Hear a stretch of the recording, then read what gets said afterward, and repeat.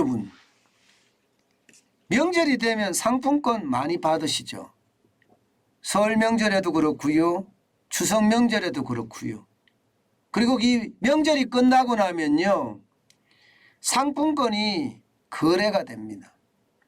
일반적으로 뭐 명동 같은 데서도 거래가 되고요. 또 요즘은 인터넷에도 이 상품권 거래되는 곳이 굉장히 많아졌습니다. 뭐 상품권 환전소라고 해서 말입니다.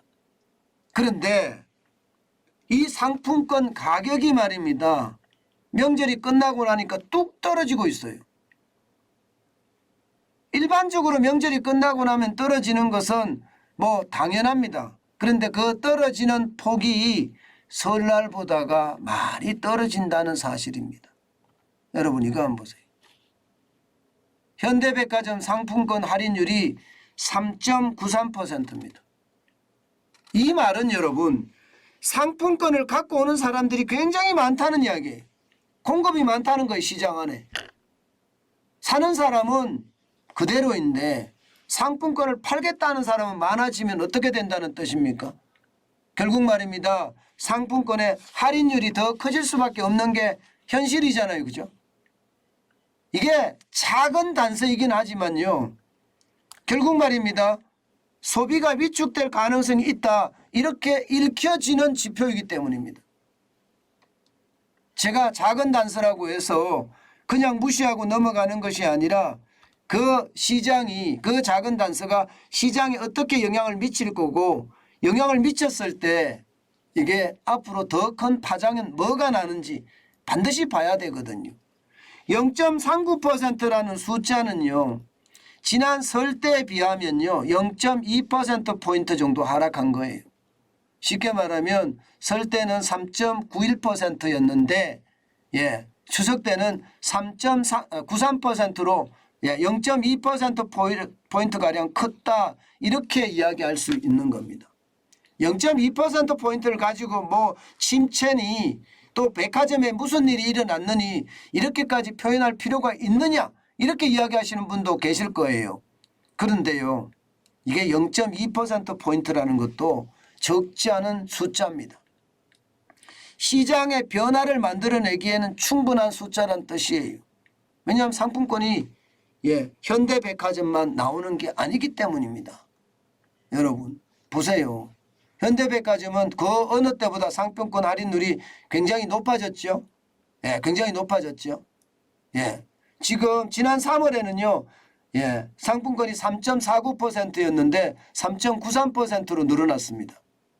반면에 롯데는요. 좀 떨어졌어요. 3.55%에서 3.51%로 떨어졌습니다. 그러나 신세계는 3.14%에서 3.43%까지 떨어졌어요. 그만큼 말입니다. 시장의 어떤 상황이 약간씩 바뀌어가고 있다는 겁니다. 제가 앞서 말씀드린 것 중에 조금 잘못됐네요. 그죠? 현대백화점의 상품권은요.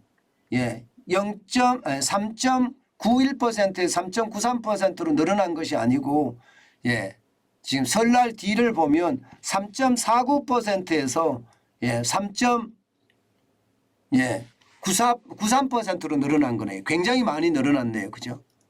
오히려 더 많이 늘어났네요.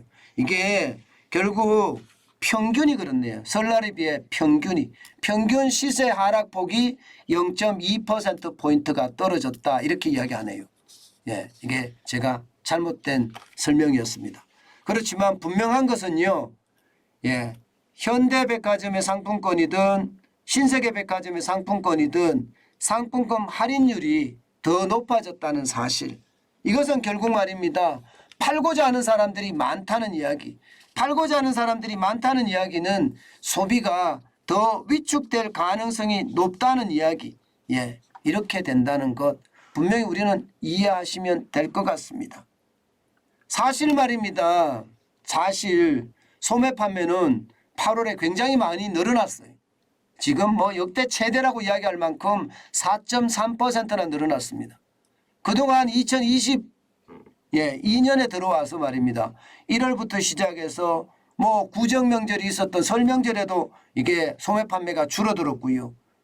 게다가 뭐 거의 한 7개월 내내 줄어들다가 8월 달에 4.3%가 올랐거든요. 소매 판매 지수가 좋았거든요. 예. 그런데 이게 9월에도 좋을 거냐, 10월에도 좋을 거냐, 이것을 보면 지금 백화점 상품권의 할인율을 보면 그렇지 않을 수도 있겠다. 제가 말씀을 드렸죠. 소비가 위축될 가능성이 있다고. 8월까지는 그나마 말입니다. 정부가 뿌린 재난지원금의 영향 여기서 받을 수 있다. 저는 그렇게 생각을 하거든요. 정부가 추가 경정 예산으로 1차에 16조 9천억 원을 뿌렸고요. 2차는 62조 원을 뿌렸습니다. 그러니까 모두가 선물하겠다 하면서 이번에는 선물을 많이 했다는 이야기가 되는 거거든요. 그렇지만 지금 9월 이후에는 가능할 건가? 9월 이후에는 상품권 할인율이 이렇게 내려가는 걸 보니까 소비가 또 위축될 가능성도 있겠구나. 그런 생각 저는 많이 듭니다. 물론 말입니다. 물론 이 거리두기가 해제되고요.